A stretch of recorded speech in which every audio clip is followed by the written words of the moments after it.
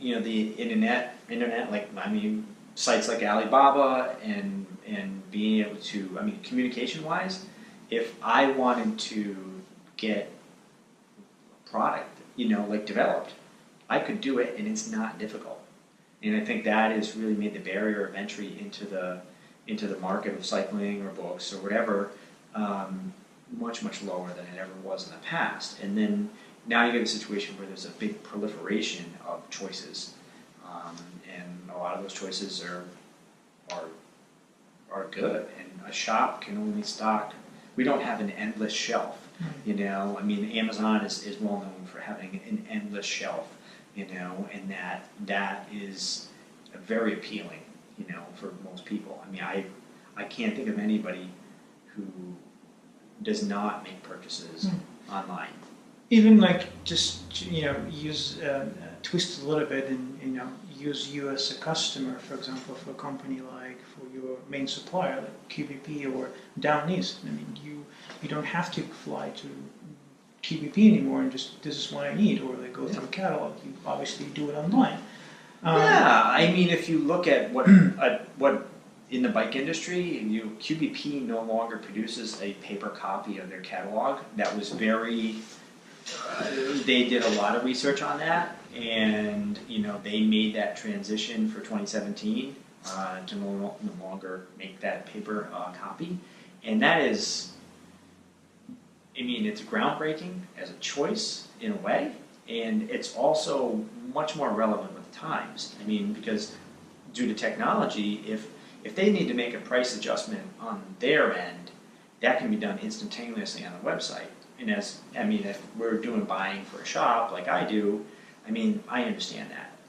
But in the past, I mean, they would have to print a catalog well before the season started and put pricing in there. And the decision had to be, are we going to hold the line on the pricing all year? And now I regularly see prices fluctuate both up and down. I mean, we complain about the ups, but prices do go down. It's usually, very small amounts. But again, technology has changed inside the shop, like how we do the ordering, how we're going to find products. There's always really good search functions. I mean, every distributor I talk to, if their search function isn't very good, I definitely bring it up in conversation. If they say, what can we do? Well, your search function on your website, needs to be improved. Because if I want to find a, 11 speed, 11 to 28 cassette that fits a Shimano or a SRAM body, that should be pretty easy for me to do with a couple clicks of some boxes, and it's not always true. But I to say, well, what's my criteria is like when I'm used to shopping online for other products, I want to be able to search for it in a pretty easy fashion. And I mean, that's really changed how ordering has happened in the shop, searching for products for customers. So getting back to this, the question we had before, like whom to blame? It's all of us, right? Including the industry itself, any big company who decided in the past to move manufacturing from the United States to China, and then obviously empowering other manufacturers around the world and making those orders and making orders on demand. Obviously, enable other companies to order from their manufacturers, so basically, and then technology evolved, and I would say even logistics improved, and all the UPS and everybody kind of like on the same, I wouldn't say online, but technology, everybody's trying to actually make money. So so it's just all the parts, if you put all the puzzles together, so it's not necessarily just a one company who's just decided to sell online and that really putting pressure on the bike shop. It's not that. I think it's everybody, every other business would get involved. I mean, I think we all naturally want to blame someone for our problems. I mean, it's just a natural thing. We want to say, the internet has done it, and the technology has changed, or another bike shop opened up down the street, but that doesn't really help us in terms of like transitioning into offering something that the customers are going to want.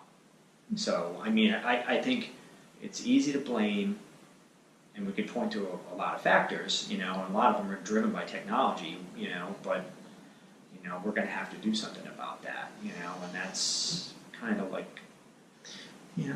the important thing. So before people, there's the famous expression that people use in the industry is like, internet cannot fix your bike. Yes. Which obviously also probably going to change in the future, and that's we part of the Velotooler trying to do that, and not just because we want to kill the bike shops or anything like that. We just want to represent technology aspect of it, and kind of work and help and work with the bike shop, work with mechanics. And anyway, that's something we do. Yeah. I think it's important to understand is that what Velotooler offers to shops is just another option to service customers. And these might be customers that are not existing customers. So if you're assembling bikes and you're being hired to do that, that customer is going to come into your store, and a lot of customers that buy that bike online don't have any relationship with the shop, and it could be that they're a little hesitant. So I see it as part of the way that a shop is going to transition into the future is to service those customers that are buying online. And I tell everybody, one of the most fascinating things that I do on a regular basis is go out to the UPS truck and I wait for them to bring out the package. And while I'm waiting for them, I look inside the truck to see all the boxes. And I see boxes in there that I know are not going to another bicycle shop.